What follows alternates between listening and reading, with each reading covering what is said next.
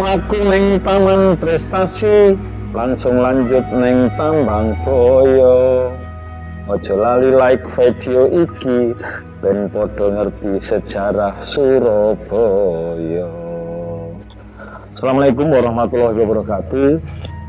Perkenalkan, nama saya Edi Kristianto, Kepala Satpol PP Kota Surabaya dan juga PLT, Kepala Badan Penanggulangan Bencana Daerah Kota Surabaya.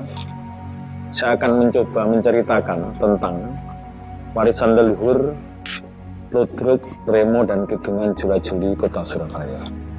Ludruk itu merupakan kesenian drama tradisional yang berasal dari Kota Surabaya dengan tujuan menghibur masyarakat. Biasanya ludruk ini diperagakan oleh sekelompok orang atau grup.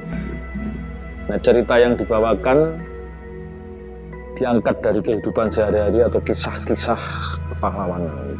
Pada awalnya, ludruk ini hanya sebatas hiburan tampilan sederhana, sampai akhirnya berubah menjadi suatu hiburan yang mempunyai pakem tertentu.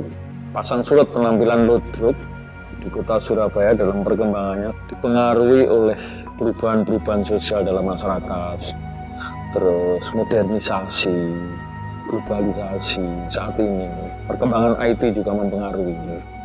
Ludruk di era awal itu cikal bakalnya sebenarnya cuma ada 3 orang. Yang pertama, waktu itu Pak Santik sebagai penabuh gendang, dan lakonnya itu diperankan oleh Pak Pono, dan ada salah satu peran pembantu yang namanya Pak Amir, itu memerankan sebagai tokoh wanita yang sering dipanggil Lerok. Kenapa kok dipanggil Lerok? Karena memang mukanya itu dicoret merah-merah gitu, dan efek tata riasnya, matanya diperbesar supaya lebih lucu gitu. Termasuk kostumnya juga sangat lucu. Yang kedua, di era revolusi kemerdekaan itu ludruk dimainkan sekitar tahun 1920-an, itu digunakan di dalam rangka perjuangan revolusi kemerdekaan.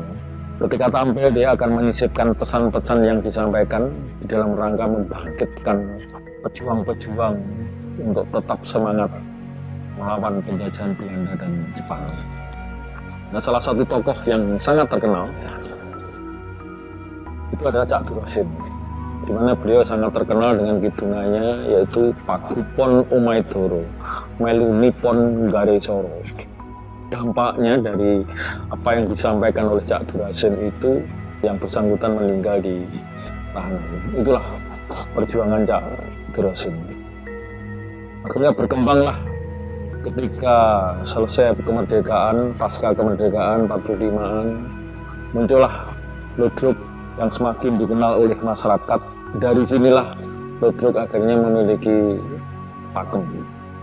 Yang pertama ketika tampil itu adalah tari remo, menarikan tentang sosok pahlawan kesatria dengan gerakan yang tegas dan terukur. Kemudian setelah itu muncullah tari bedayan yang ditampilkan oleh beberapa orang sambil menyampaikan kidungan-kidungan ringan yang jenaka dan sangat inspiratif. Yang ketiga, yang berikutnya setelah bedayan adalah kidungan. Di sini ditampilkan terkait dengan isinya mengkritik, kadang-kadang menasihati, kadang-kadang juga lucu, yang ditampilkan oleh seorang aktor. Dan yang terakhir adalah lakon. Lakon itu mengisahkan tentang cerita kehidupan sehari-hari atau kepahlawanan yang dibagi dalam beberapa babak. Setelah itu tahun 80-an muncullah di era baru ludruk ini dengan munculnya Kartolo CS. Muncullah Kartolo di televisi, di pentas-pentas dengan jenaka, dan di situ Kartolo menghilangkan pakem. Mereka menghilangkan tari remo, menghilangkan budaya, tapi kidungan yang konvensional disingkat dan diganti menjadi kidungan jula-juli yang sangat menarik. Dan cerita-ceritanya pun juga cerita-cerita ringan tentang kehidupan masyarakat, sehingga perkembangannya Cak Kartolo ini dicintai bukan hanya warga kota Surabaya, tapi sampai ke seluruh pelosok Jawa Timur bahkan Nusantara.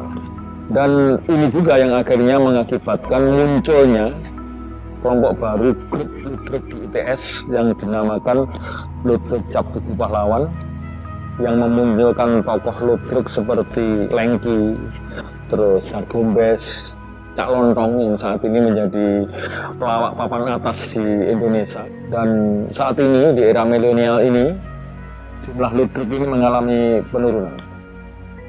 Hanya ada beberapa ludruk yang dianggap masih bertahan. Dan saat ini ada grup ludruk juga yang dari anak-anak seperti ludruk Taman Hira, ludruk Medang Taruna Budaya, yang mereka merupakan generasi dari penerus yang orang tuanya memang dan keluarganya memang orang-orang berkecimpung di dunia ludruk. Nah, kedua grup ini memang sudah difasilitasi oleh pemerintah Kota Surabaya di zamannya Pak Heri ini. Mereka tampil di Balai Pemuda, tampil di alun-alun Surabaya, dan di pentas-pentas yang kita fasilitasi. Tujuan ini semua adalah bagaimana kita bisa melestarikan kesenian ludruk ini sebagai warisan budaya Surabaya.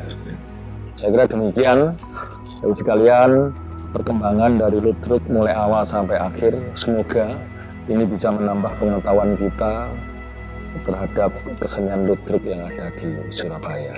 Saya kira demikian. Terima kasih. Mohon maaf. Matur nuwun. Akhir kata, mangan tahu nang Wonokromo, aja lali ngombe teh tubruk.